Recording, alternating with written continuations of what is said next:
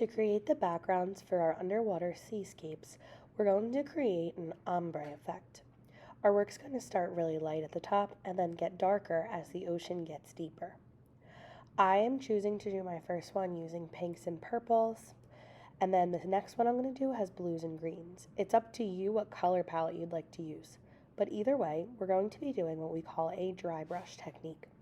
You're going to take your dry brush, and we will not be using water. The only time that we'll use water for this is if your brush gets super covered in paint, but we need to make sure that we are drying it off in between every single color. You're going to start with a big scoop of white at the top of your page. I would say make a strip that's about 3 or 4 inches at the very top. So I'm going to take my dry brush and my white paint. Having a messy mat under your paper will help you a lot so that you can get all the way to the edges. But we want to start with a lot of white. Brush your brush on your paper until all the paint is off of your brush. This dry brush technique creates a texture on your paper that we wouldn't really be able to achieve if your brush was wet. If you have a lot of paint left over on your brush, you can brush it onto your paper towel before you carefully dip into your next color. We don't want to push our brush all the way to the bottom, just get a little dot of each color as you go. We will have 2 colors that are fluorescent, or that will glow in the dark under our black light.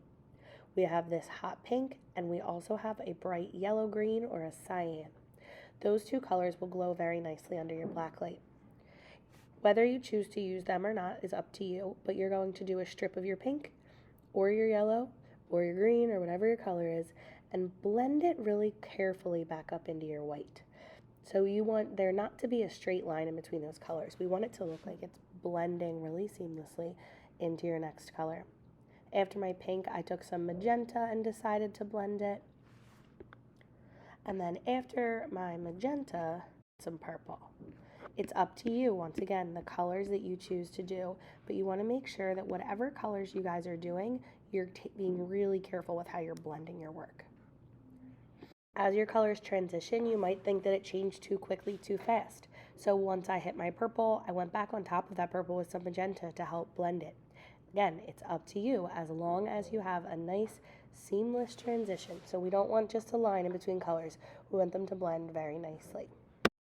At the very end, no matter what color you choose, we're going to get a new brush and do some bubbles. So we will kind of splatter paint for this step.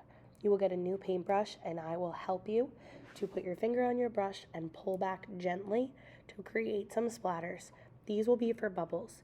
You don't want to have too much because then it'll distract from everything else that we'll be adding on there, but you can give it a nice little spray of bubbles for your underwater seascape. The process would be the same even if you're not doing our pinks to purples. You're going to use some white and then that cyan glow in the dark fluorescent color. I did a little green, then a little of my teal, and then a little of my blue. But once again, you want to make sure that there's a nice blending through all my colors. Dry brush technique is going to leave it a little bit scratchy, and that's okay. It'll give it a nice rough texture so we can use our chalk pastels next week. Once your painting is complete, you have done your colors, blended really nicely, did your bubbles if you wanted to, then you can very carefully carry your work like a pizza to the drying rack.